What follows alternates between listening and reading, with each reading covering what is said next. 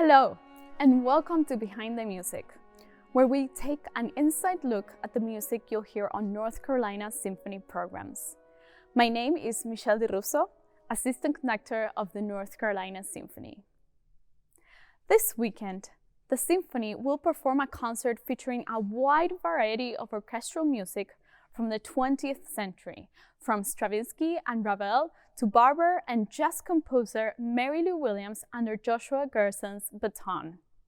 Have you ever heard of programmatic music? Our program for today will be based on programmatic music, which means that the pieces we will be performing have an extra musical inspiration or narrative that can be inferred from the title of the piece or even program notes, inviting us to create connections with the music. First in our program is American composer Samuel Barber's Overture to the School for Scandal, written in 1931 when he was only 21 years old. This piece is based on Richard Sheridan's comedy of manners called The School for Scandal, a work that has delighted and also scandalized audiences since 1777. Barber decided to compose this overture as a musical reflection of the play's spirit due to his love for literature, marking his first composition for large orchestra. The overture is energetic, fast-paced, and has a clear resemblance to Rossini's brilliant overtures. Try listening to the opening fanfare that could be interpreted as the play's principal female villain, Lady Sneerwell.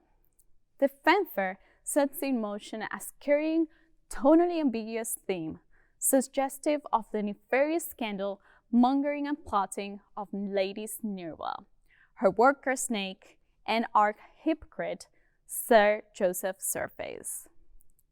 The contrasting second theme, a sentimental melody introduced by the oboe, perhaps represents the play's principal innocent, Maria. There are numerous rapid changes in tempo and dynamics as the two themes are developed.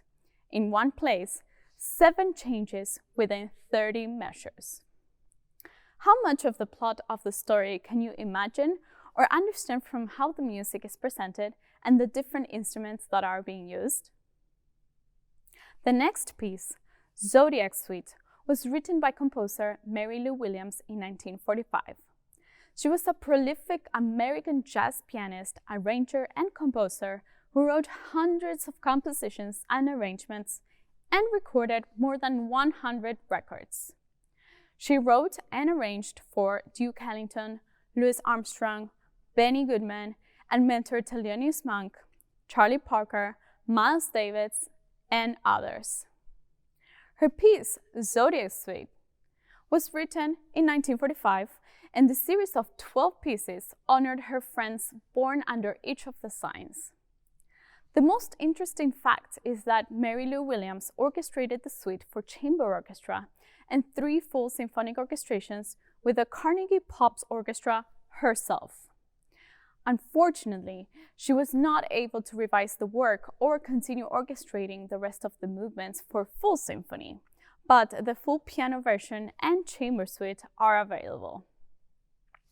The instrumentation used in the chamber orchestra version reflects her jazz background, combining the use of brass, woodwinds, and strings with the addition of piano and a drum set. We will be performing this version, and we are honored to have the Aaron Deal Trio with us. The trio consists of Aaron Deal on the piano, Aaron Kimmel on drums, and Paul Sikivi on double bass.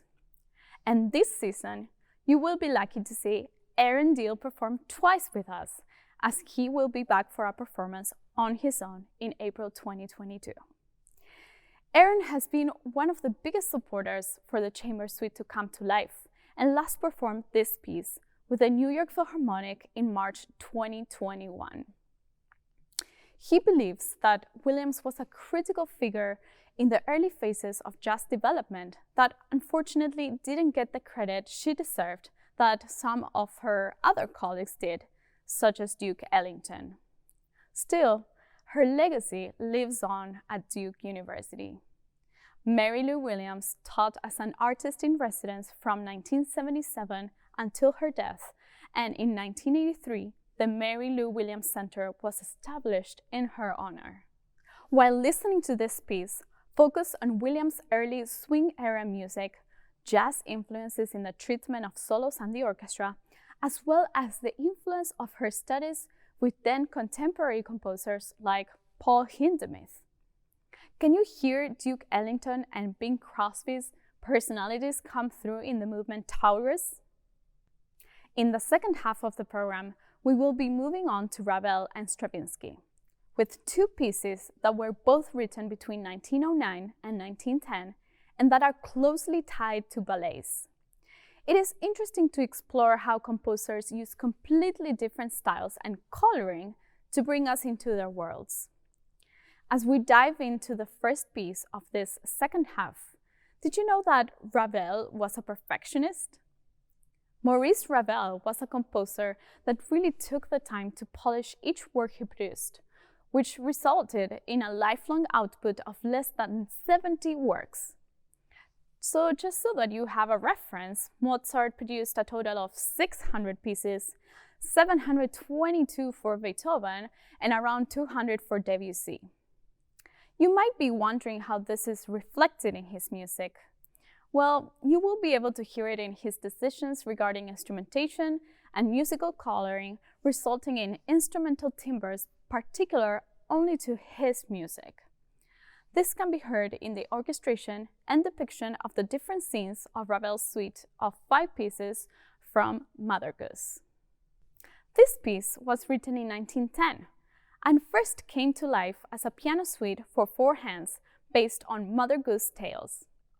Ravel had always been fascinated with the world of children, and as the children of his friends started taking piano lessons, he wanted to create something that would belong to their world. It is said that this piece really shows us his soul, and it's the soul of a child who has never left fairyland. In 1911, Ravel made an orchestral transcription of the 5-movement suite, and later on that same year, expanded the suite into a full ballet. The suite for orchestra selects 5 elements from the ballet, which make up the 5 different movements. In the suite, Ravel manages to represent a single image of each story rather than telling the whole plot. Along with explicit programmatic titles, each movement will showcase a wide range of dynamics and emotions. Listen to how Ravel makes use of the flute and harp in the first movement, Pavan of the Sleeping Princess, and how he depicts little Tom's frustrated wanderings in the meter changes in the strings and the walking melody in the woodwinds. Can you hear the birds? The Empress of the Pagoda's movement will be depicted by pentatonic melodies and unusual sonorities. What instruments does he use to create them? I will give you a hint. Try to listen to what kind of percussion instruments are being used. For the conversations between the beauty and the beast, Ravel chooses to juxtapose the graceful beauty, represented by wind instruments, with a grotesque beast, illustrated with the dark and nasal sound of the contrabassoon. Then, a violin solo will be the cue to let us know that the spell is broken and that now the beast has turned into a handsome prince. Finally, at the Enchanted Garden, returning to the initial scenario of Sleeping Beauty, listen for the sparkling celeste sound that will depict the kiss that wakes up the princess, and wedding bells and fanfares foretell that everyone lives happily in peace. The music will really show the splendor of an enchanting fairy tale, celebrating all that is good and beautiful. As our program comes to an end, the last piece that we will perform for you will be Stravinsky's suite for the Firebird.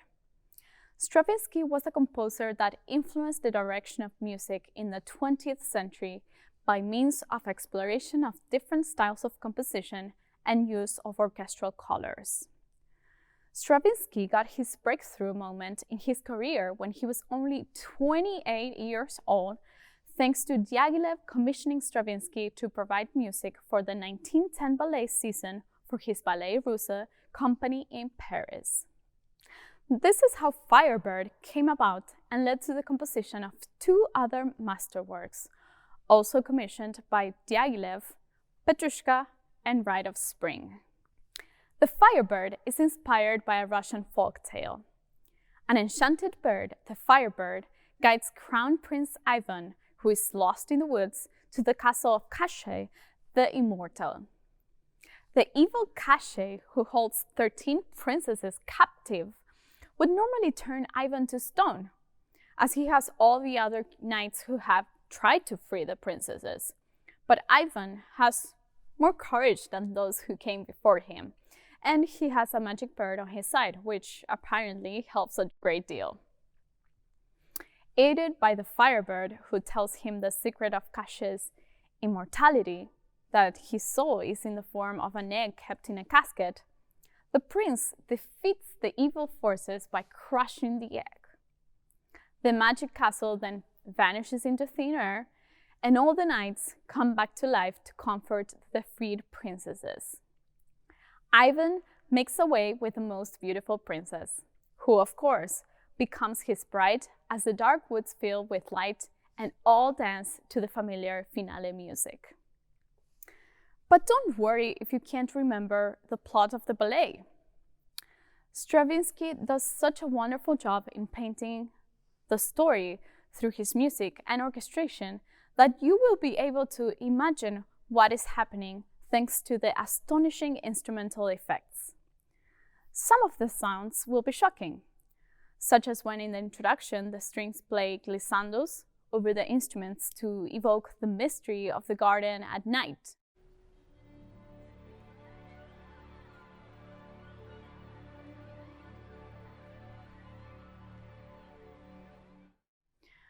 When the Firebird dances, it will do it to a set of variations on a Russian song, and the wind orchestration makes one believe that the feathers are sparkling with magic.